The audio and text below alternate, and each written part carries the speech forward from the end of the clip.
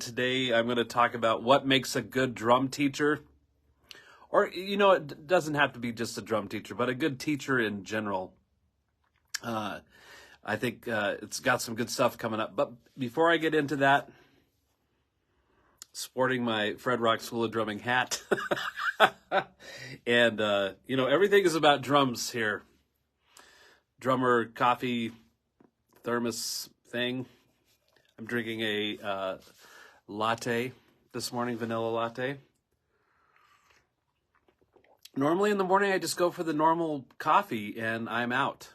So it's on with espresso, which is usually my afternoon drink. So I look forward to having my second espresso later. But before we get into it, of course, I like to go over the silly holidays and things that have happened recently. So going through the list of, there's a holiday for everything, as we well know now. Today is National German Chocolate Cake Day. I haven't had German chocolate cake in forever, but I do like it. I doubt I'll have some today, but you never, if you're out and about and you need German chocolate, today's the day to do that.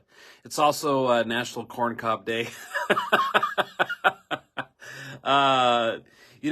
Eating corn on the cob reminds me of being a little kid and going to my grandparents a lot to have dinner, and that was a thing my grandma seemed to always have through the summer months was corn on the cob. That and cornbread and fried chicken and watermelon and strawberries right out of their garden.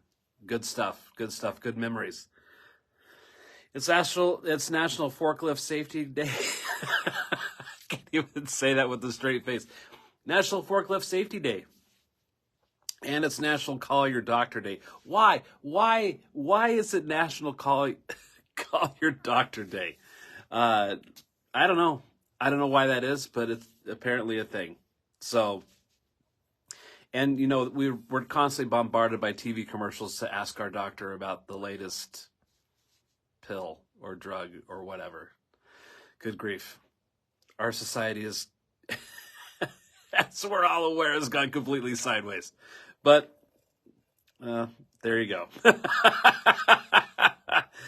About what makes a great drum teacher. What makes a great teacher in general? You could be a guitar teacher, a voice coach, a number of things. When you're in a position of teaching somebody else how to do something. So, and I was inspired to talk about this a little bit because I spent a little over an hour on the phone yesterday morning with Rick Stojak from the Drummer's Education Connection. Rick and I have really hit it off in our friendship, and we call each other frequently and talk about things. And I've been using his books that he wrote to teach some of my students from. So, Kirby, what's up? Patience in teaching. Is that what we're going? Because that's definitely one of the topics here. What makes a good teacher is patience. Yes. So,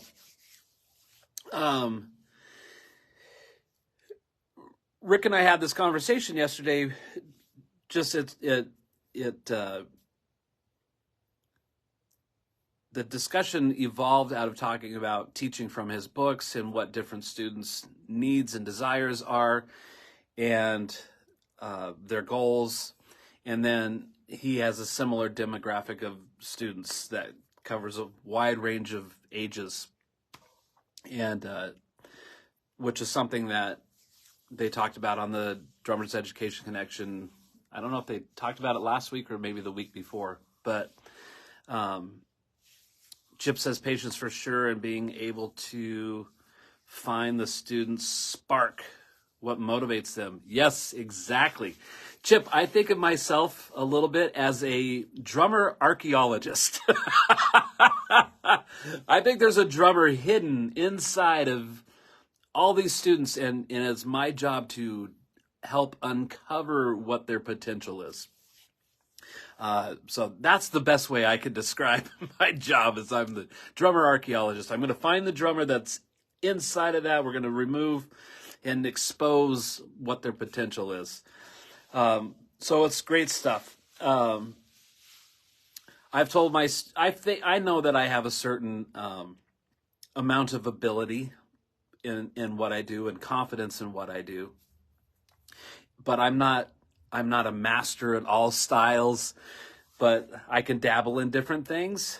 So my students, if they know a little bit about me and what I do, they know the skill set, and so sometimes they walk in, and other drum teachers probably experience this too.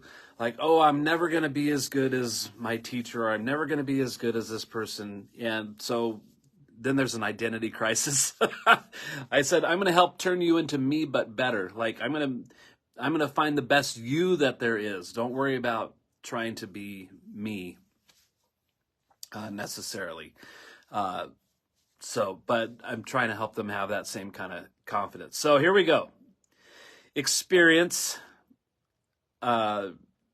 I think your drum teacher should have some experience.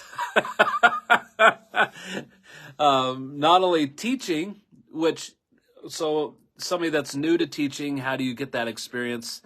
You're probably not going to immediately have 40-some drum students. You might have 3, 4, 5 students, and that might carry on for a period of time, which is great because that helps you discover who you are as a teacher as well. So you learn a lot about yourself, as have I.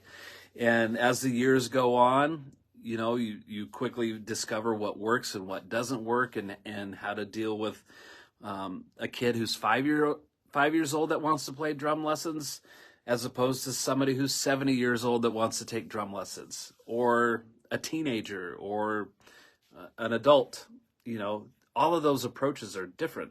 So having some experience. So if you're out there looking for a teacher, and not only just experience teaching, but what is that person's real world experience as this person,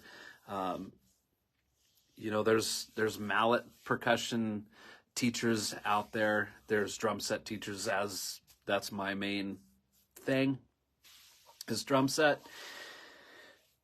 I've toured a lot, especially when I was younger, spent many years watching the pavement go by, staying in hotel rooms, playing thousands of shows. I think I've played over 4,000 shows in my life now, and recording sessions. So all of that could be great experience that you can have, that will help reinforce teaching. And I'm going to try to keep up with these comments because I got great friends on here. Chip's here. James says we all have a basic blueprint, but we like to follow because we feel that we've found a method. Yes, exactly. That will reach students, but there's always going to be a time when one has to adapt to reach and connect with students, and don't follow that blueprint. Yeah, exactly. Good morning, Greg. So there's the experience part. Patience. A good teacher is patient when students struggle. I experience this quite frequently with students who feel some kind of weird pressure that they need to be able to play well for me. I'm just here to observe and help and guide. They're not performing for me necessarily. Although I think having a little bit of pressure involved is necessary for growth. But if somebody doesn't get something right away, then I have to pivot how I'm presenting information, how I'm explaining how something works, and breaking it down in a different way so that people can understand and digest that. And that's similar to what James was saying. I have a certain formula, if you will, a blueprint of things that I want each student to learn. I think there's definitely some fundamental stuff that's necessary for everyone to learn, regardless of what their ultimate goals are and what they're trying to achieve. But how that information is presented to a student isn't always exactly the same. I think generally speaking it can be, but sometimes I have students that have certain learning disabilities, or some people have a little bit of pressure being in here, and so they get frazzled. And I'm just, it's cool. I always tell them there's no pressure from me. I'm just trying to help you be the best you that you can be. So being really patient and me not getting frustrated with the student, that's really important. I've heard horror stories of teachers in the past where my students had gone to a different teacher and now they're here, where basically the teacher fired the student for whatever reason. Now, I've had one student I let go, and here's why. I gave the exact same drum lesson to this student for 2 years. It was Groundhog Day every single week for 2 years. Now, I don't think that's a failure on my part, although sometimes I thought maybe I had done something wrong, that we just couldn't progress. The fact of the matter was this kid's home life was a wreck. There was no willingness for the parents to support or encourage them to practice or anything like that. So I just finally went to the parent and I said, hey, I'm happy to take your money week after week after week, month after month, but we've been doing the same thing for 2 years. Maybe you guys want to have a discussion on your own and see if this is something that you want to, because I said I'm happy to continue, but this is what's going on. And so then we never saw them again. But that was okay. But that was one instance out of years of teaching. And that was before I was teaching full time, when I had like 15, 20 students a week. So, but being really patient is important. Open-mindedness, this probably ties into James's comment too, is structured lessons around a student's goal and musical interest. Again, like James said, having a blueprint. And James is a professional drummer and teacher, and has been like his whole life, pretty much. When you've done something that long, you have a method to what you do and how all of that works.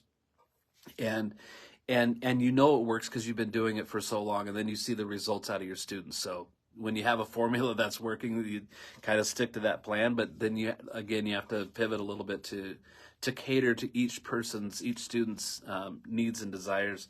Again, that ties into this adaptability, adapting material to best accommodate a student's learning style.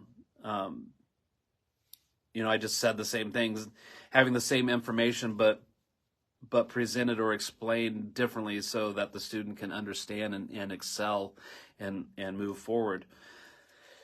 One of those things I think all of us can relate to, especially if we've played drums or given drum lessons. Learning how to do a double stroke roll can be a challenge for most people. And so where do you start with teaching that without getting like super into the weeds here, overly detailed information at the moment?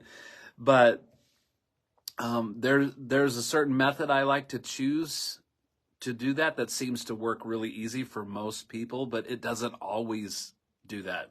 So sometimes I have to do things in a reverse order, or explain that in a different way so that they understand and can do a simple double. I say simple because a simple double stroke roll for me is easy. But I do remember when I was starting to playing that that was a challenge for me, that I had to develop that skill. Mr. Harrison says, I used to tell students that we are planting a garden together. We will water it once a week. You need to water it every day. Oh, dude, I'm going to steal that. Stealing. I love that. That is great. See, and this is from the mind of a teacher with decades of experience. And my nose itches, sorry. That's awesome. Passion. Finding a teacher that's passionate about what you do, passionate about what they do, which can inspire your students to reach their maximum potential. I don't know. I just have this personality where I seem to laugh at everything. I make a comment and I laugh about it. When I was 10 years old, I fell in love with the drums, and I've been passionately in love with drumming since then. So now I just turned 52. So 42 years of drumming, of love of this instrument. I love playing the drums. I love being on stage and entertaining people. I love recording. I love doing music videos. I love teaching. All of it. I love it all. And I think that my students discover that really quickly when they're here. And I couldn't imagine teaching and just not liking it. I get to play the drums. I get to show other people how to play the drums. It's you remember Happy Gilmore when Chubbs Peterson is supposed to be teaching this golf lesson, and he's looking at the magazine. He's not even watching this student. He's like, very good. Hold the club this way. That's it. Move your hips. There's no passion in that whatsoever. I'm sure that happens with people who take lessons, music lessons from people. Guidance. A teacher who's really good with guidance, able to provide guidance, nurture and develop skill, focusing on the student's abilities. I'll tie that in with, because I also wrote navigate. Life challenges along with music and the business and career decisions. So having guidance to help direct somebody in a path to choose with their drumming. Now, I have students who come in with a very specific goal, which is great. Sometimes in order to be able to achieve that goal, we have to go back to the beginning because maybe the foundation's really weak. And in order to move forward, to progress, to reestablish home base, so to speak, for their skills and their skill set. A reset, if you will. So, there's always the first lesson is a discovery on where they might be musically, what their abilities are.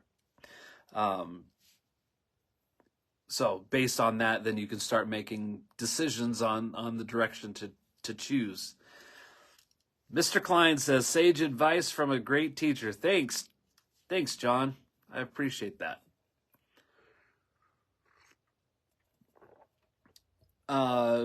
So guidance.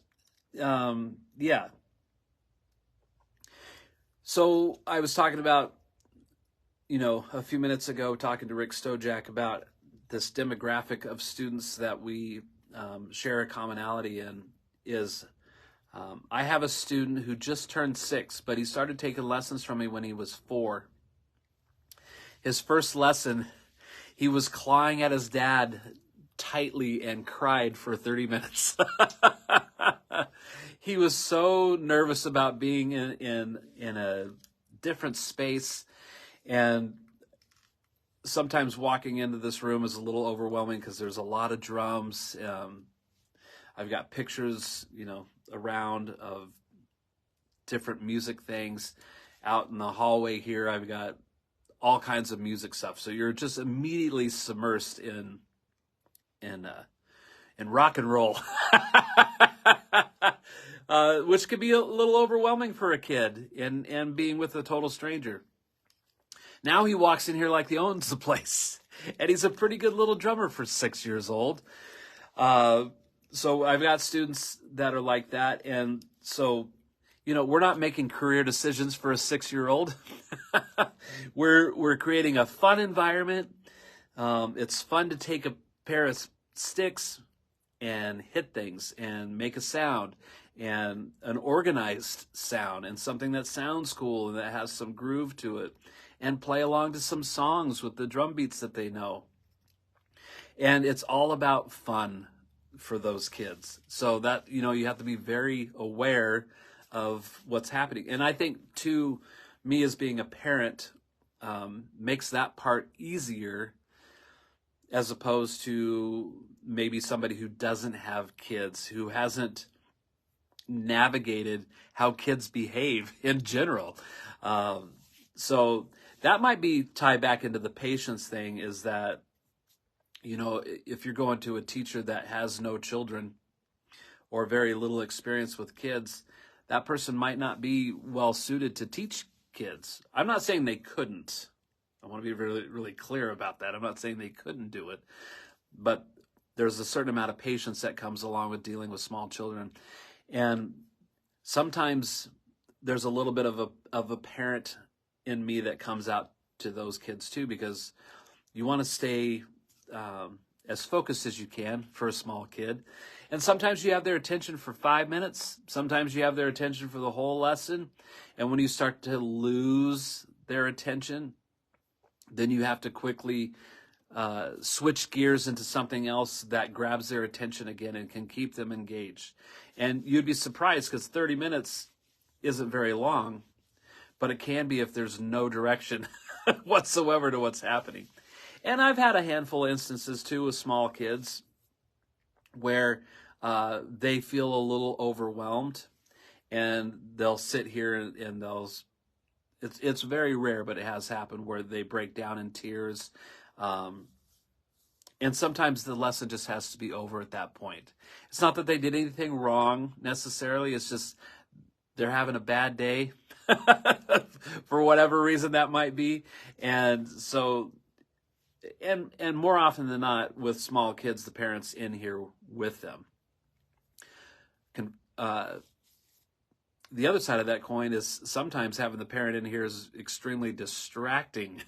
So you have to navigate that too, and figure out, is it necessary for them to be in here? Does their kid feel more comfortable if mom or dad's in here? Sometimes the kid feels way more comfortable if mom and dad aren't out here, because I think they do feel pressure from a parent sitting here.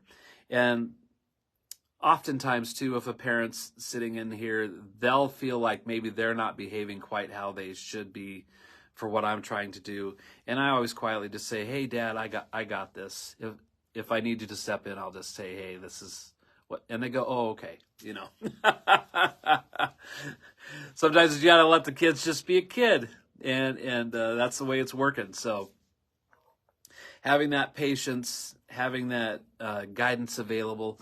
And guidance too, I got working drummers from around town that come in here and take lessons, and lessons oftentimes spill beyond the footprint of the drum set. They want to know more about the business side of things, or things that are concerning in their career as a musician at whatever level that might be. And because I have all this experience, I'm usually able to offer some kind of guidance to them that helps, just based on my own experience and people I've worked with and the results of that. So I think that my students can lean on me for that kind of information. And I'm sure, my buddy James is on here. I'm sure he's experienced all of these same things. And that's what I talked with Rick Stojak about yesterday too, is that Rick, being a professional touring musician himself, and all the experience that he's had, you can help pass that on to your students and help guide them to make better decisions than I did when I was that age. Now, don't get me wrong. I've had a lot of great advice along the way, and other times not so much. Either I was given advice and ignored it, or we went to the wrong people. And I've talked about that in other coffee shows, is who are you taking advice from? What's the value in what that person can provide you? All really important stuff. So, again, with guidance and nurturing things, I've got students who are in middle school or junior high or high school whatever the case is for whatever school district. For me, it wasn't. We had a junior high, and we had a middle school, and we had a high school. Sometimes you just go from middle school to high school. At any rate, I've got kids that are in jazz band, and they become really jazz focused. So you got to be able to do that and help make good decisions with them. People who are in marching band, marching season is fast approaching. I know some of the schools have regular rehearsals happening already for marching band. But usually by the time August hits, marching band is in full swing. And so my students who are involved with that, I'm going to be seeing a lot of show music come through the door. And we're going to work on it for snare drum or tenors or bass drum, things like that. Being able to help guide them in having that experience myself to help them accomplish those goals so that they can be a great team member for their programs. It's really, really important. And it's fun and exciting. It's exciting. What else we got here? Guidance. Being able to read and transcribe music is important. Having some knowledge of theory available to you. So I can read drum music pretty well. And some stuff that comes across through here that is a little bit challenging, but if you have a really great foundation understanding of reading music, looking at that stuff isn't scary. Sometimes you just got to learn it, So I get exposed to sight reading stuff frequently myself with people bringing music in that they want to learn. Again, I said, marching season's coming, and some of those percussion parts can be challenging, but we work through it and make it happen. The other thing is learning how drummers to build their own charts, which I think is a great aid in learning music to perform. Not that I discourage looking at charts on stage, but I find out sometimes if you write stuff out, it helps you remember it easier. And being able to help students look at that and understand it, I think that's an important skill set to have, is to be able to read, and not only be able to read, but listen to something and be able to transcribe what's happening. Oh, this drum fill does this. Well, rhythmically, how does that break down, and what drums are they hitting, or whatever the case may be. Being able to write that out and write it out quickly. Oh, I heard it. This is what's happening. Here's the sticking pattern to make it work really well. Those kind of things. I think that's important for a drum teacher to be able to possess those skills. I want to be clear, because I've said this a few times, is that, you can go learn how to, Bart, how's it going, man? You can, I know of plenty of circumstances where somebody's taken their kids or whatever to learn drums from somebody who isn't necessarily a teacher, but now they're giving 1 or 2 drum lessons a week to somebody, but they're just sitting down learning how to play beats, but there's no foundational thing happening. I guess that's fine to a certain degree, but my internal being says, we got to get the foundation built. So I think it's important that if you take music lessons from somebody, that you can get that foundational stuff happening. Let's see, what else? What did I write? I can't even read. Oh, I know what I did. Okay, the other is the environment that you teach in. I think that's important too. And Rick and I talked about that yesterday too, because I see pictures of Rick's studio, and he sees pictures of mine and things happening in this room. And it's not just this room. I've got the control room there. I've got this waiting area outside. I've got this whole thing is dedicated to to music and teaching and recording and all of those things. It's a working studio. I'm not saying in order to teach drum lessons you have to have that necessarily, but consider the environment that you're in. So if you're teaching drum lessons out of your garage, are you hanging out with the lawnmower and the ladder and the furnace? Maybe some people don't even give a rip about that. I do. When I play music, I want to feel inspired by my surroundings. I think that makes ideas flow easier when you're in a comfortable environment that's dedicated to teaching. I've got another mentor of mine who's helped me along with my career tremendously over the last few years, and he's sent some of his clients my way to get information on teaching, because he'll say, you know, who you got to talk to is Fred, because he's got this teaching thing figured out. And if you're looking to start teaching and where to do that, talking to your local music stores, if they have space available, if they can have some kind of partnership with the music store, is a good place to start. I've talked to people that drive to students' homes. One guy I talked to lived in LA, and he spent forever driving from one student's house to the next. It was costing him money to teach drum lessons rather than making geared towards making a living doing so. Any of us who've been in LA know that, well, even Boise, Boise's got so much urban sprawl. It's very difficult to go from one side of the city to the other without it taking 45 minutes to an hour to drive. That's crazy. And I think also teaching in somebody's home, there's a lot of distractions. I think going somewhere to take drum lessons from somebody, I think there's a certain formality to that, a certain dedication on their part to come to me, which is, I think that's important to the process. The other thing, though, that I've started to get into more recently is teaching online. So when you're teaching online, now that they're kind of, even though they're in their own home and their own space, I think there's a dedication to being on this video conference for that amount of time. I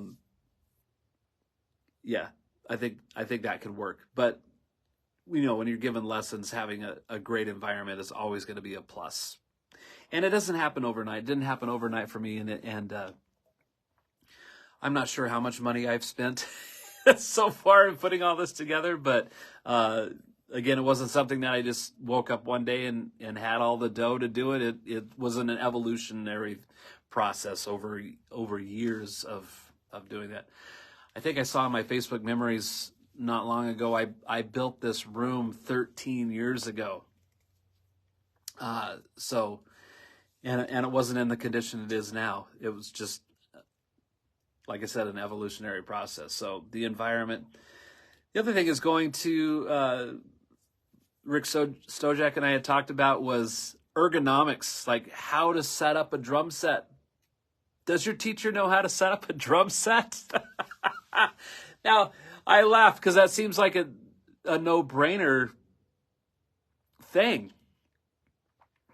But, when I snoop around on other drum teachers' websites, I'm not talking just locally, but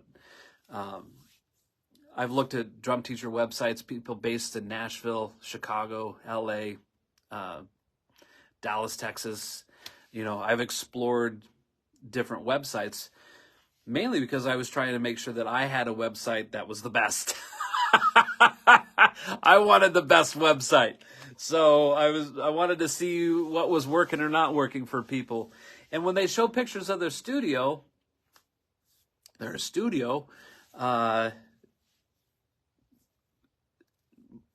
usually I wasn't very impressed by what I saw. And then when you see a drum set put together that looks like a Facebook Marketplace ad, that's totally looks very dysfunctional. It's like, man, I don't get that. I don't get that. You got the toms are like tilted almost at a 90-degree angle, and one's, how unbelievably uncomfortable to play. I could tell you that for a fact of drumming for 42 years. Just check those things out. The other thing is the unknowing parents, when they reach out to me, and usually if somebody doesn't know anything about drumming, they say, I don't know anything about drumming. We're just looking for somebody who does that we feel comfortable with. To be able to talk to those people in a way that they understand that they're making the right choice. Worse, Greg, worse than the Lars Ulrich drum tilt. Way worse than that. Way worse than that. Who am I to argue with Lars, the guy that's got the career that all of us would have loved to have? That worked for him. And there is some kind of order to Lars's drum kit. I'm talking, when you see on Facebook Marketplace and one tom's over here, one's over here, and then they got the snare drum in some weird spot and the hi-hat's on the other side of the bass drum. It looks like they just drug it out of the closet and made it all fit within a screen to take a photo. That's kind of what it looks like. So you got that, the ergonomics of drumming. So, and then to cultivate musicians. This another thing. Rick and I talked for a long time yesterday. I think we both were just like geeking out over. I would say something, and Rick would go, "Oh yeah," and then Rick would say something. Ah! We were like two wound up tops, just bouncing ideas off of each other. It was really cool. So part of this was linked. What I'm going to tell you next was part of it was coming back to like his instructional books that he's written, the different books that I use.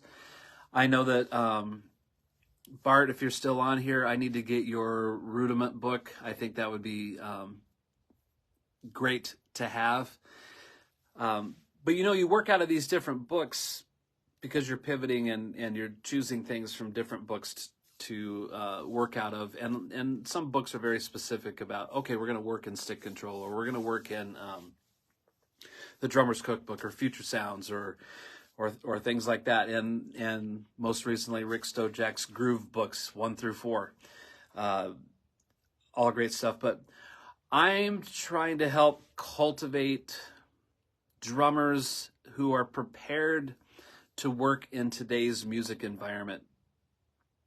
Just how music is put together, how music is recorded, how music is performed, and the demands that are put on today's musicians, and also being future-minded too, like being able to change with the trends and the tides of how all of that works. I know that some people stay in some kind of old school method, way of thinking at least. I know plenty of teachers that they don't work with a click track or a metronome at all. I don't understand that myself. It's I think it's a disservice to today's musicians to ignore the importance of that. To be able to thrive, if you want to be a working musician, a professional working musician, you have to have certain skills ready to go. You can't wait until the situation comes along and then go, oh, I got to panic now and learn this thing. You're probably never going to get that call to begin with. I record drum tracks for people. I've mentioned that many times. They send tracks to me. I can't wait till then to become familiar with playing along to a click. I'm super comfortable playing to a click at multiple tempos and different styles and things. So that's not something that I have to worry about knowing how to do and how to do comfortably. I can just do it. If you're not prepared to do that, you might get one shot at it. And then that's the end of it. It's just, if you're going to be a mechanic and work on cars, you have to have that knowledge. If you're going to be a recording session drummer, you have to have those skills. And that spills over into the live environment too. One guy that Rick and I talked about was El Astropario. Phenomenal, out of this world, crazy drumming. Crazy stuff with one hand, lightning fast. But I never see any videos of him just locking in with the original groove of a song, which I would love to see. I would love to see a guy of that skill level and talent just go and just play Billie Jean.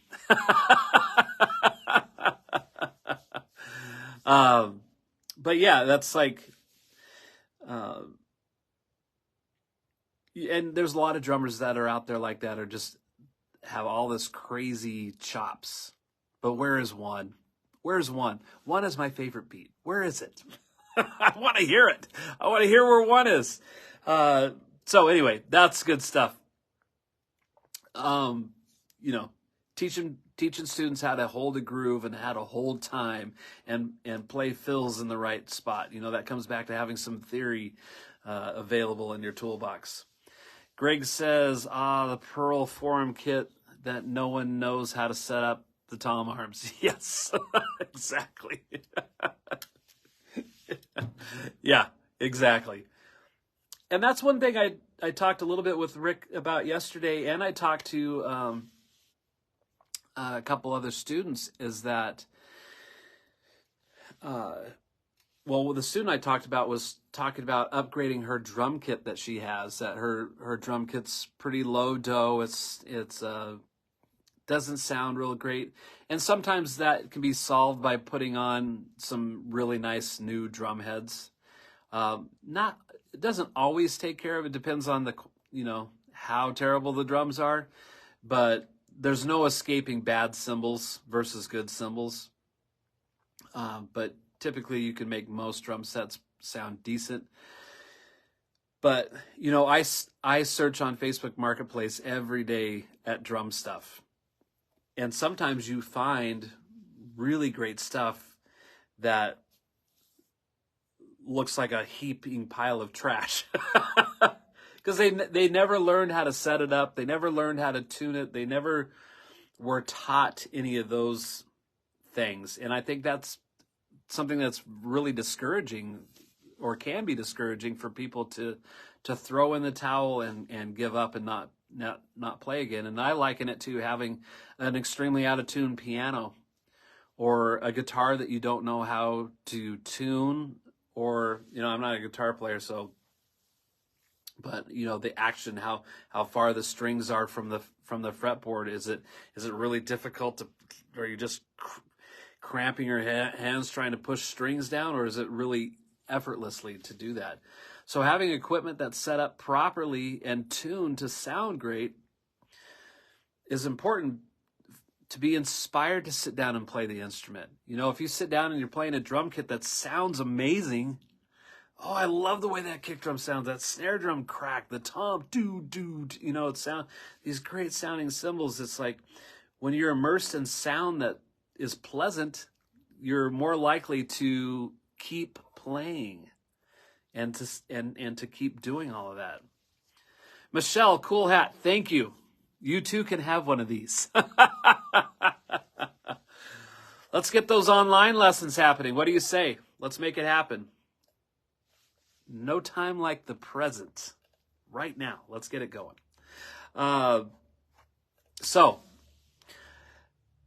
Greg says, I'm at this weird distance. And the producer told me last week that I should hook up my computer monitor, this 32-inch screen over my shoulder, to see comments easier. And I forgot to give that a shot. Greg says, my buddy bought an all-original 67 Pearl Thunder King at a yard sale for $50. Had the original cymbals and the primitive kick pedal at Hardware. Well, that's a unique collector find for sure. Yeah, there's good stuff out there if you're patient enough and just keep looking, kicking all the rocks over. Your producer is so smart. Yes, she is. And she's not afraid to tell me how it is.